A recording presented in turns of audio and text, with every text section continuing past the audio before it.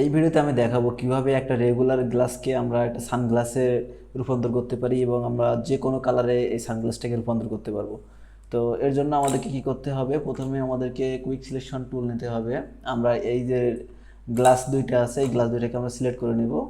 So আমি এইখানে just press করলাম। তো এটাকে আমি অল্টার দিয়ে অ্যাকুরেট করে সিলেক্ট করার চেষ্টা করতেছি।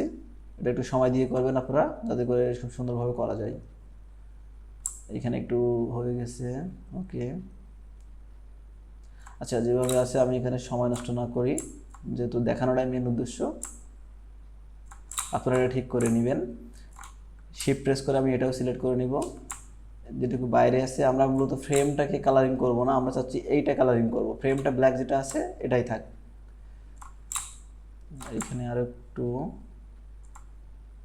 ওকে, সমস্যা নেই। এইটা তো দেন এটা সিলেক্ট করার পরে, আমাদের গ্লাস দুটো সিলেক্ট করার পরে আমাদের কাজ হবে আমাদেরকে অ্যাডজাস্টমেন্ট থেকে এক্সপোজার নেওয়া। এক্সপোজার, সো আমি এক্সপোজার নিয়ে নিলাম। এই জায়গাটাই আমাদের এক্সপোজারটা কাজ করবে। তো এখান থেকে আমি যদি এক্সপোজারটা একটু কম বেশি করি, যদি কমাই দেই, তাহলে একটা সানগ্লাসের ভাইব অলরেডি আসা শুরু হয়ে গেছে, কিন্তু এখন এটা কমপ্লিট হয়নি। আমরা এখান থেকে এই যে গামা কারেকশন যেটা আছে, এটা যদি একটু বাড়াই দেই, তাহলে আমাদের এখানে সানগ্লাসের ফিলটা চলে আসবে অলরেডি। সো অলরেডি এটা ব্ল্যাক কালারের একটা ফিল চলে আসছে। আমি যদি আমাদের প্রিভিয়াস যে ইমেজটা ছিল সেটা একটু দেখি, এটা ছিল সিম্পল রিডিং গ্লাস, আর এখন বর্তমানে এটা আমরা অলরেডি সানগ্লাসে নিয়ে আসতে পারছি। এখন যদি চাই এটাকে আমরা আদার কালারিং গ্লাস করব, তাহলে আমরা এখান থেকে জাস্ট কি করতে পারি, এখান থেকে একটা না, এখান থেকে ডাবল ক্লিক করে লেয়ার স্টাইলে যাব, যেখান থেকে গ্রেডিয়েন্ট ওভারলি আমরা প্রেস করতে পারি। দেখেন অলরেডি আমার এখানে ছিল একটা ব্লু কালার, তো অলরেডি ব্লু কালারের গ্লাস এখানে তৈরি হয়ে গেছে। আমি যদি এখান থেকে যাই অন্য কোনো কালার সিলেক্ট করি, সাপোজ আমি এখান থেকে রেড কালার দেব, তো দেখেন অলরেডি রেড চলে আসছে।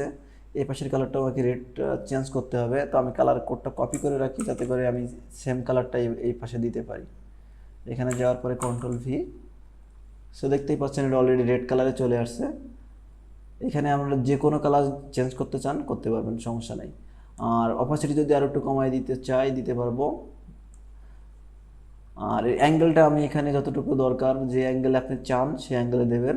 আমি এখানে আপাতত 90 ডিগ্রিতে রাখতেছি, -90, উপর থেকে নিচে এইভাবে রাখতে চাচ্ছি। সো এখান থেকে আমি এটাকে করে দিই -90। আর যেভাবে আছে এভাবে থাক।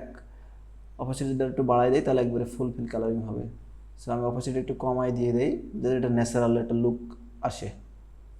সো এই ছিল কীভাবে আমরা রেগুলার একটা সানগ্লাস বা যে কোনো একটা গ্লাসকে কীভাবে এক্সপোজার ইউজ করার পরে আমরা সেটাকে কালারে রূপান্তর করতে পারি।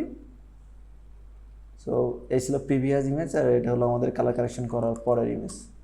সো আশা করি ভিডিওটা ভালো লাগছে, আর এরকম ভিডিও আর চান কিনা আপনারা অবশ্যই ফিডব্যাক দিবেন, কারণ ক্লাসের ভিতরে সবগুলো জিনিস তো অনেক সময় দেখানো হয় না, অনেক কিছু মনে থাকে না।